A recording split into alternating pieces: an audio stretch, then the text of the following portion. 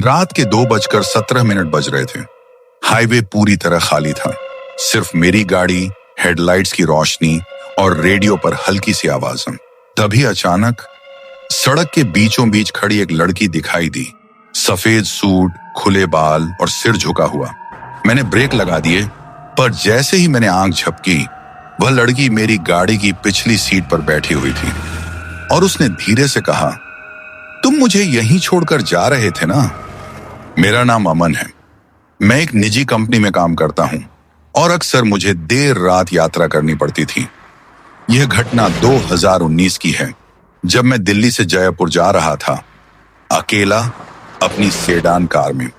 यह हाईवे का वह हिस्सा था जहां 40 से 50 किलोमीटर तक कोई ढाबा, कोई पेट्रोल पंप, कुछ भी नहीं था। स्थानीय लोग इसे बस एक ही नाम से जानते थे, अंधेरा हाईवे।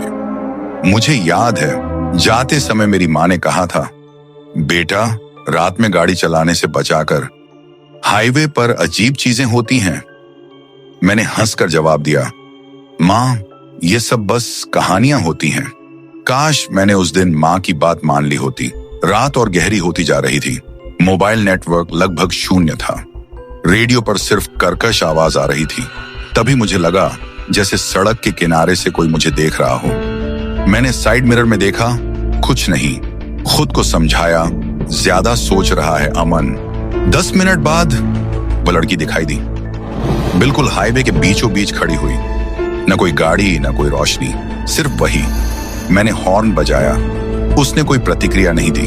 दिल ने कहा, मत रोक, पर इंसानियत जीत गई। मैंने खिड़की थोड़ी सी नीचे की और कहा, मैडम, आप ठीक हो?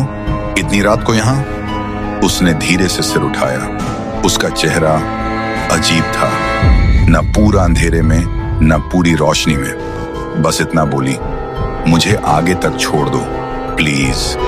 उसकी आवाज में थकान थी, डर भी और कुछ और भी। मैंने गेट अनलॉक कर दिया। वो चुपचाप पिछली सीट पर बैठ गई। न धन्यवाद, न कोई बात। गाड़ी चल पड़ी। 2 मिनट, 5 मिनट, खामोशी। बात शुरू करने के लिए मैंने पूछा, आप यहां कैसे फंस गई? कोई जवाब नहीं। मैंने रियर व्यू मिरर में देखा, वह सीधे सामने देख रही थी, पलक भी नहीं झपका रही थी। मुझे अजीब लगने लगा। गाड़ी का तापमान अचानक बहुत ठंडा। ऐसी बंद होने के बावजूद रेडियो अपने आप बंद हो गया।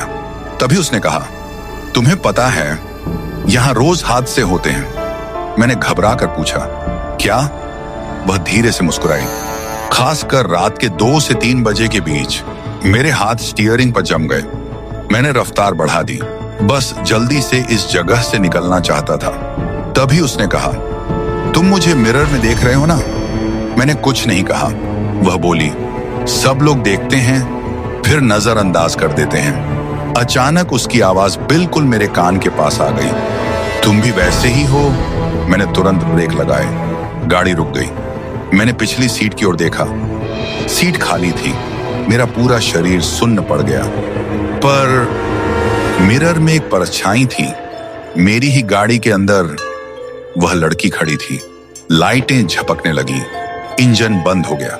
उसका चेहरा बिल्कुल साफ दिखाई दे रहा था। आंखें काली और गले पर गहरा सा निशान, जैसे किसी ने गला दबा दिया हो। वह बोली, मैंने भी किसी से लिफ्ट मांगी थी इसी हाईवे पर। अब उसकी आवाज भारी हो चुकी थी, मानवीय नहीं। मुझे भी किसी ने छोड़ दिया था, हमेशा के लिए। अचानक शीशे पर जोर से हाथ पड़ा। धड़ाम!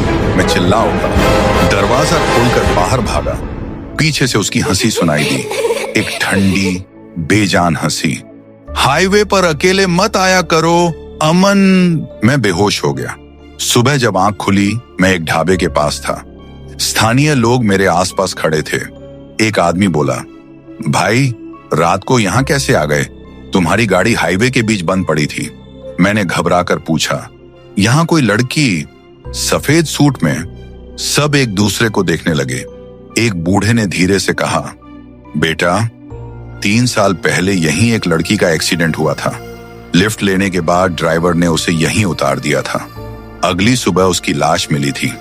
मेरा खून जम गया। आज भी मैं गाड़ी चलाता हूं, पर रात में कभी हाईवे पर नहीं। और अगर कभी कोई अकेली लड़की रात के अंधेरे में लिफ्ट मांगती है तो मुझे उसकी आवाज याद आ जाती है, तुम मुझे छोड़कर जा रहे थे ना।